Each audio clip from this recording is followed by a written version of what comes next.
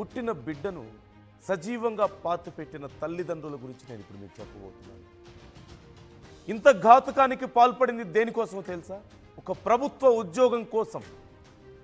కేవలం ఒక ప్రభుత్వ ఉద్యోగం కోసం కన్న తల్లిదండ్రులే ఇంత కిరాతకానికి పాల్పడ్డారు. ఇటీవల మధ్యప్రదేశ్ ప్రభుత్వం కొత్త నిబంధన తీసుకొచ్చింది. అదే ఇద్దరి పిల్లల నిబంధన. అంటే ఇద్దరు పిల్లలకు మించి ఎక్కువ మంది ఉంటే ప్రభుత్వ ఉద్యోగానికి అనర్హులంటూ. నందన్వాడికి చెందినటువంటి బబ్లు దండోలియా ప్రభుత్వ టీచర్, అప్పటికే ప్రభుత్వ టీచర్గా పనిచేస్తున్నారు బబ్లు దండోలియా అనే పర్సన్. అప్పటికే బబ్లు రాజకుమారి దంపతులకు 3 పిల్లలు ఉన్నారు. అయితే సెప్టెంబర్ 23న 4వ బిడ్డకు కూడా జన్మనిచ్చారు ఆ దంపతులు. ఇది ప్రభుత్వానికి తెలిస్తే ఎక్కడ ఉద్యోగం పోతుందో అని భయపడ్డారు. ఆ భయంతో ఆ పసికందును అడవిలోకి తీసుకెళ్ళి ఒక బండరాళ్ల గుట్ట ఉంటే ఆ గుట్ట కింద ఆ పసికందును పాతిపెట్టినట్లుగా తెలుస్తోంది. 3 రోజుల తర్వాత ఆ శిశువు ఏడుస్తుంటే స్థానికులకి ఆ ఏడుపు వినిపించి అక్కడికి వెళ్ళి చూస్తే ఒక చిన్న పసికందు కనిపించింది. ఆ రాళ్ళు తొలగించి చూస్తే వెంటనే ఆ పసికందును తీసుకువెళ్ళి జాగ్రత్తగా ట్రీట్మెంట్ చేయించారు. ఆ తర్వాత ఈ ఘటనకు సంబంధించి దర్యాప్తు చేస్తే అసలు విషయం బయటకు వచ్చింది. కన్న తల్లిదండ్రులే ఆ పసికందును ఆ రాళ్ల కింద పూడ్చి పెట్టారు, అక్కడ పెట్టేసి వెళ్ళిపోయారు, ప్రాణాలు పోవాలని చెప్పేసి అంటూ తెలిసింది. ఇంతకంటే ఇంకేదైనా దారుణం ఉంటుందా? ఇంతకంటే దారుణం ఇంకేదైనా ఉంటుందా? ఇప్పుడు నేను చెప్తున్న వార్త కానీ చూపిస్తున్నటువంటి విజువల్స్ కానీ మీకు కొంచెం కష్టంగా ఉండొచ్చు చూడడానికి, వినడానికి. సున్నిత మనస్కులు కొంచెం కలవరపడవచ్చు. కానీ వార్తను మీకు పూర్తిగా చేరవేయడమే నా ఉద్దేశం. Viewers description is advised. కానీ ఇలాంటి దుర్మార్గులు కూడా ఉన్నారు. ఇన్ఫ్యాక్ట్ రకరకాల కారణాలతో కన్న బిడ్డల్ని కడతేరుస్తున్నటువంటి తల్లిదండ్రుల్ని మనం ఎంతోమందిని చూస్తున్నాం. రాష్ట్రంతో సంబంధం లేదు, ఇది అన్ని రాష్ట్రాల్లోనూ ఇదే జరుగుతోంది. మన భారతదేశంలో most saddest thing ever happened అని చెప్పాలి, ఒక మాటలో చెప్పాలంటే. ఇంతకంటే దారుణమైనటువంటి పరిస్థితులు మనం ఎప్పుడు చూసుండమేమో. ఇన్ని రోజులు మానవత్వం గురించి మాట్లాడుకునే వాళ్ళం ఇప్పుడు తల్లితనం గురించి, తండ్రితనం గురించి చెప్పుకోవాల్సి వస్తుంది. వన్స్ అగైన్ నేను మిమ్మల్ని అందరినీ రిక్వెస్ట్ చేస్తున్నాను, జాగ్రత్తలు తీసుకోవాలని ఆర్టీవీ సూచిస్తుంది. Viewers description is advised. కేవలం వార్తను మీకు పూర్తిగా చేరవేయడమే మా ఉద్దేశం. జరిగినటువంటి ఘటనకు సంబంధించి ఇప్పుడు పోలీసులు ఆ తల్లిదండ్రులను అరెస్ట్ చేశారు. అప్పటికే పిల్లలు ఉన్నారు, కానీ మరొక బిడ్డను, 4వ బిడ్డకు కూడా జన్మనిచ్చిన నేపథ్యంలో ఇక ప్రభుత్వ కొత్తగా తీసుకొచ్చినటువంటి చట్టంతో తమకు ఎక్కడ ఉద్యోగం పోతుందో అన్న భయంతో మరి కనేటప్పుడు తెలీదా? 4 పిల్లల్ని కంటారా? వాళ్ళ ఉద్యోగం ఎంత? చేసే చిన్న ఉద్యోగానికి 4 పిల్లల్ని కండం ఏంటి? ఇంతకు మించిన మూర్ఖత్వం ఇంకేదైనా ఉంటుందా? ఇంతకు మించిన మూర్ఖత్వం, దారుణం ఇంకేదైనా ఉంటుందా? ఆర్థిక పరిస్థితులను దృష్టిలో పెట్టుకోకుండా, సామాజికంగా వాళ్ళు ఏ పరిస్థితిలో ఉన్నారో, ఆర్థికంగా ఏ పరిస్థితుల్లో ఉన్నారో చూసుకోకుండా ఇష్టం వచ్చినట్లుగా పిల్లల్ని కనేయడం వాళ్ళ సుఖాల కోసం, కేవలం వాళ్ళ పడక సుఖం కోసమే చాలామంది తల్లిదండ్రులు కొంతమంది పిల్లల్ని కంటున్నారు. This is the most unfortunate thing. This is the most hardest thing in this society now.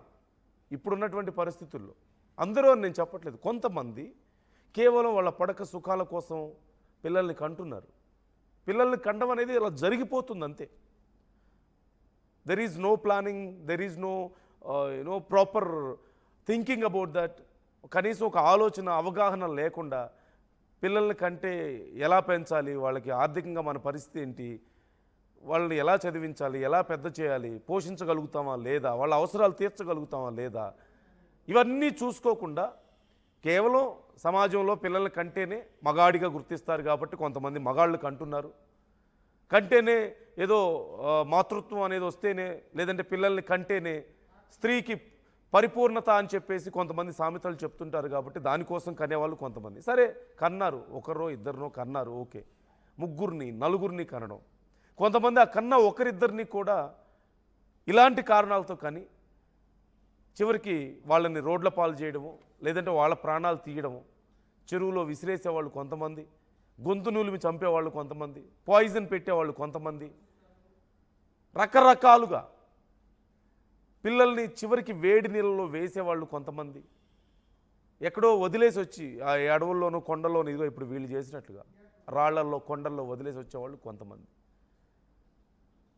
So ఇంతకంటే మూర్ఖత్వం, ఇంతకంటే దారుణం ఇంకోటి ఉండదు. వాళ్ళని తల్లిదండ్రులను ఎలా అనగలుగుతాం మనం? కేవలం వాళ్ళ పడక సుఖం కోసం, కానీ ఒక ఉద్యోగం కోసం, అది కూడా కేవలం ఒక చిన్న ఉద్యోగం కోసం కన్న బిడ్డను కడతీర్చడానికి రెడీ అయ్యారంటే, ఒక చిన్న పసికందును తీసుకెళ్ళి ఎక్కడో రాళ్ల మధ్యలో పెట్టేసి వచ్చేసారంటే ఏమనుకోవాలి? వాళ్ళని ఎలా అర్థం చేసుకోవాలి? అదిగో అక్కడ మనకు కనిపిస్తున్నారు స్క్రీన్ మీద, దే ఆర్ ద పేరెంట్స్. వాళ్ళ తల్లిదండ్రులని చెప్పడానికి, అసలు మనుషులని చెప్పడానికి నాకు మాట రావడం లేదు. ఎలా చూడాలి మనుషులుగా వాళ్ళని? ఆ పాపది మనిషి, ఆ పాప మనిషి కాదా? వాళ్ళది ప్రాణం కాదా? అంటే వాళ్ళకు ఒక చిన్న ఉద్యోగం ఖరీదు చేయదా? ఒక 10-15 వేల రూపాయలు ఉద్యోగం వచ్చే ఖరీదు చేయదా ఆ పాప ప్రాణం? అంత చీపా? అంత చీపా పసికందు ప్రాణం? ఒక 10-15 వేల ఉద్యోగం ఖరీదు కూడా చేయనంత చీపా? మీ చిన్న చిన్న అవసరాల కోసం వాళ్ళ ప్రాణాలు తీసేసేంత చీపా? వాళ్ళు మీలాంటి మనుషులు కాదా? ఎందుకు అంటున్నారు మరి అలాంటప్పుడు? ఇలాంటి ఘటనలు దేశవ్యాప్తంగా అనేకం జరుగుతున్నటువంటి పరిస్థితి ఇప్పుడు మనకు కనిపిస్తుంది. తర్వాత ఈ ఘటన జరిగిన తర్వాత ఎప్పటికో 2 రోజుల తర్వాత బయటపడిందంటూ తెలుస్తుంది అసలు విషయం. మరి ఆ 2 రోజుల వరకు ఆ పాప బ్రతికుండడం కూడా గొప్ప విషయమే. ఎందుకంటే పాపకి ఫుడ్ లేదు, పాలు లేవు, అలాగే వెదర్ కండిషన్స్ ఎలా ఉంటాయో, ఏ పురుగో పుట్రో ఉంటుంది, లేదంటే ఏ జంతువులో ఉంటాయి అక్కడ, వాటన్నిటినీ ఓవర్కమ్ చేసి ఆ పాప బ్రతికి బయటపడగలిగిందంటే ఇంకా ఆ పాప ఆయుష్ గట్టిది ఖచ్చితంగా. ఏదో ఒక పెద్ద కారణం ఉంది. There is some great reason behind that life. ఆ పాప సాధించాల్సింది ఏదో ఉంది ఈ భూమి మీద. లేకపోతే 2 రోజుల తర్వాత 3 రోజుల తర్వాత స్థానికులు చూసి బయటకు తీసే వరకు కూడా అక్కడ ఆ పాప ప్రాణాలతో ఉండడం ఏంటి? ఆ చిన్న పసికందు ప్రాణాలతో ఉండడం ఏంటి? ఫుడ్ లేదు, షెల్టర్ లేదు, పురుగు పుట్ర ఉంటాయి, జంతువులు ఉంటాయి. అసలు అంత సమయం బ్రతికుండడమే చాలా గొప్ప విషయం. అందులోనూ స్థానికులకి ఆ ఏడుపు వినిపించడం, అటుగా వెళ్ళే వాళ్ళకి వాళ్ళు వచ్చి రక్షించడం అంటే ఖచ్చితంగా ఏదో there is some kind of force ఆ పాపను బ్రతికించింది. ఏదో ఒక శక్తి బ్రతికించింది ఖచ్చితంగా. బ్రతకాలని ఇంకా ఉంది, ఏదో బలమైన కారణం ఉంది ఆ పాప బ్రతకడానికి. ఈ అంశానికి సంబంధించి మీ అభిప్రాయాలను కూడా మాతో పంచుకోండి, కామెంట్ చేయండి. ఏం చేయాలి ఇలాంటి తల్లిదండ్రులని? ఎలా బుద్ధి వస్తుంది వీళ్ళకి? మీ పడక సుఖాల కోసం పిల్లల్ని కని అలా పడేయడం పాపం, అంతకంటే ఇంకో పాపం ఉండదు. ఇంకా వేరే మార్గాలు ఉన్నాయి కదా. పిల్లల్ని కనకుండా కూడా మీరు ఎంజాయ్ చేయడానికి, మీ సుఖాలను అనుభవించడానికి వేరే మార్గాలు చాలా ఉన్నాయి కదా. ఇవాళ రేపు అవి తెలియనంత పరిస్థితుల్లో లేవు కదా. మనం ఆటవిక సమాజంలో లేవు కదా. అంతకంటే దారుణం మృగాలు, జంతువులు ఆటవిక సమాజంలో కూడా కన్న బిడ్డల్ని, 10 మందిని కన్న వాళ్ళు కూడా కనీసం బిడ్డల్ని కూలో నాలో చేసుకొని బతికించిన వాళ్ళు ఎంతోమంది ఉన్నారు తల్లిదండ్రులు. కేవలం ఒక 10,000 రూపాయల ఉద్యోగం కోసం ఆ బిడ్డని తీసుకెళ్ళి అక్కడ పడేసి వచ్చారు వీళ్ళు. ఎందుకు ఈ సమాజం ఇంకా ఏదో so called developed society 2025? What is the meaning of all this? ఆటవిక సమాజంలో కూడా ఎప్పుడు ఇలా చేసిన వాళ్ళు లేరు ఖచ్చితంగా. కన్న బిడ్డలంటే ప్రాణం పోయినా సరే వాళ్ళని ప్రాణంగా చూసుకున్నారు. ఉన్న దాంట్లో ఏదో సామెత ఉంటుంది కదా, కల్లో గంజో పోసి పెంచుతారని చెప్పేసి. అలా పెంచి వాళ్ళని పెద్ద చేసి ప్రయోజకులు చేశారు. వాళ్ళకి చేతైనంతలో వాళ్ళు చేయగలిగారు. బట్ ఇప్పుడు ఇంత డెవలప్డ్ సొసైటీ, ఆ తినడానికి సమస్య లేదు, ఫుడ్ దొరుకుతుంది ఎంతో కొంత. గవర్నమెంట్ స్కీమ్స్ ఉన్నాయి, గవర్నమెంటే రేషన్ ఇస్తుంది, గవర్నమెంటే ఆయిల్, పప్పులు, ఉప్పులు, కారాలు అన్నీ ఇస్తుంది. మళ్ళీ మహిళలకు మళ్ళీ సపోర్ట్గా ఇంకొంచెం డబ్బులు ఇస్తుంది. ఉద్యోగం చేసుకోవడానికి ఏదో కొంత ఉద్యోగం వస్తుంది, బేసిక్గా చదువుకున్నా. ఇవేమీ రాకపోతే ఏ పని చేసుకున్నా 500 నుంచి 1000 రూపాయలు రోజుకి సంపాదించగలుగుతారు. ఇద్దరు భార్యాభర్తలు ఇద్దరు కలిసి రోజుకి కనీసం 1500 రూపాయలు సంపాదించగలిగే పరిస్థితి.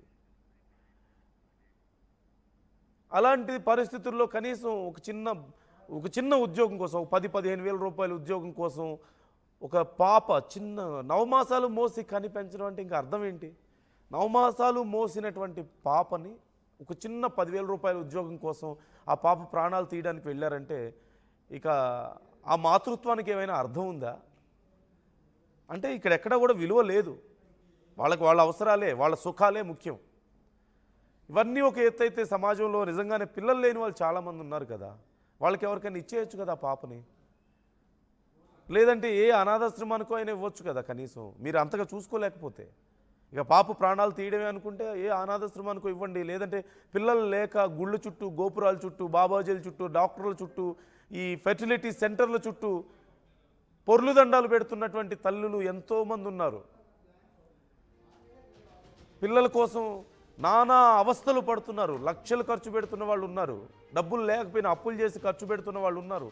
ఒక్క పిల్లోడో పుడితే చాలు నా జన్మ ధన్యం అనుకుంటున్న వాళ్ళు అనేక మంది ఉన్నారు. కోట్ల రూపాయల ఆస్తులుండి కూడా పిల్లలు లేక ఆస్తులన్నీ ఏం చేసుకోవాలి, ఎవరికి పెట్టాలి, అర్థం లేని జీవితం మాది అని ఏడుస్తున్న వాళ్ళు ఉన్నారు అనేక మంది. అలాంటి వాళ్ళకి ఇచ్చేయచ్చు కదా తీసుకువెళ్ళి. కనీసం ఆ మాత్రం కూడా చేయలేరు. అంటే ఆ మాత్రం విలువ కూడా లేదా ఆ పాప ప్రాణానికి? ఇంతకంటే దారుణం ఇంకోటి ఉండదు. ఈ అంశానికి సంబంధించి మీ అభిప్రాయాలను కూడా మాతో పంచుకునే ప్రయత్నం చేయండి. మీరేమనుకుంటున్నారు? ఇది ఈ విషయం విన్న తర్వాత అసలు మీకు ఎలా అనిపించింది? ఏం చేయాలి? ఇలాంటి వాళ్ళు ఎలా బుద్ధి రావాలి? మధ్యప్రదేశ్లో జరిగినటువంటి ఘటన ఇది. పుట్టిన బిడ్డను సజీవంగా పాతిపెట్టారు తల్లిదండ్రులు కేవలం ఒక ప్రభుత్వ ఉద్యోగం కోసం. అక్కడ 4వ బిడ్డకు జన్మనిచ్చారు వాళ్ళు. అయితే పిల్లలు ఎక్కువ మంది ఉంటే అక్కడ ప్రభుత్వ ఉద్యోగం ఉండదని ఒక కొత్త రూల్ వచ్చిన నేపథ్యంలో ఇక ప్రభుత్వ ఉద్యోగం ఎక్కడ పోతుందో అన్న భయంతో ఇలాంటి పని చేశారు వాళ్ళు. కామెంట్ చేసే ప్రయత్నం చేయండి మీ అభిప్రాయాలు.